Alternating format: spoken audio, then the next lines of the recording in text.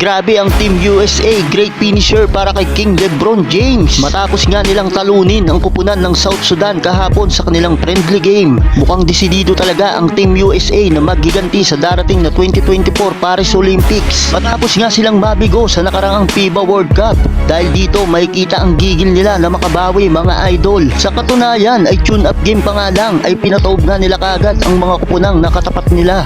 Isa na nga dito ang powerhouse na team ng Canada mga idol na mayroon ding mga NBA player ngunit hindi nga ito umubra sa kanila. Kabilang din sa mga tinalo nila ay ang team ng Australia at Serbia na pinamumunuan ng big man na si Nikola Jokic. Kahapon naman ay napalaban sila sa kupunan ng South Sudan kung saan ay kamuntikan pa nga silang matalo mga idol. Mabuti na lang ay nag-take over itong si LeBron sa last 20 seconds ng laban sa fourth quarter kung saan hawak ng South Sudan ang 1-point lead. LeBron James clutch basket para ibigay ang kalamangan sa Team USA. Grabe talaga ang 39-year-old LBJ, parang hindi tumatanda ang taong ito mga idol. Kaya pa rin kumalabaw ni Lolo Bron.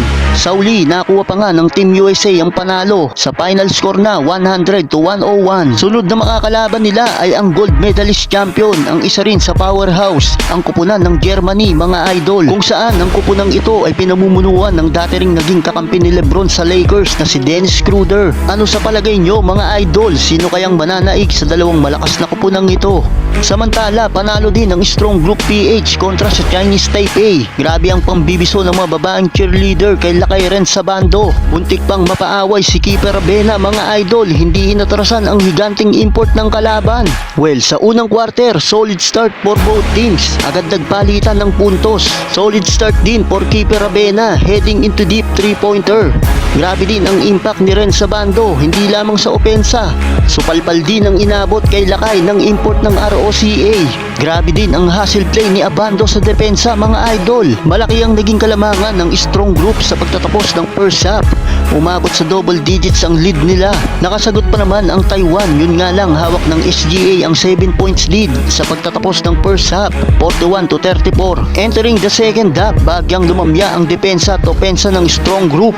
Kaya naman paunti-unting nahabol ng Taiwan ang kalamangan nila. Nagkakapisikalan na rin ang both teams mga idol. Mapapaaway pa si Keeper Rabena sa import ng Taiwan dahil sa pisikalan. Halos makipagpalitan na ng muka si Rabena sa higanting import mga idol. Agad din namang naawat ang dalawa. Lamang pa rin ng 5 ang SGA, 55-50 end of third quarter. Last quarter, nagkaroon ng momentum ang Taiwan. Dito ay naitabla nila ang talaan at nagawa pa nga nilang lumamang mga idol. Pero ayaw din talaga patalo ng Strong Group. Patuloy na nakikipagsabayan sa kalaban. Naging pukpukan na ang laban sa mga huling minuto. Talo na sana ang SGA. Wala nang isang minuto, isang clutch bucket ang naipasok ni Keeper Rabena. Halos magwala na si Keeper mga idol. Yun nga lang, umabot sa overtime ang laban. Naitabla ng kalaban ang score.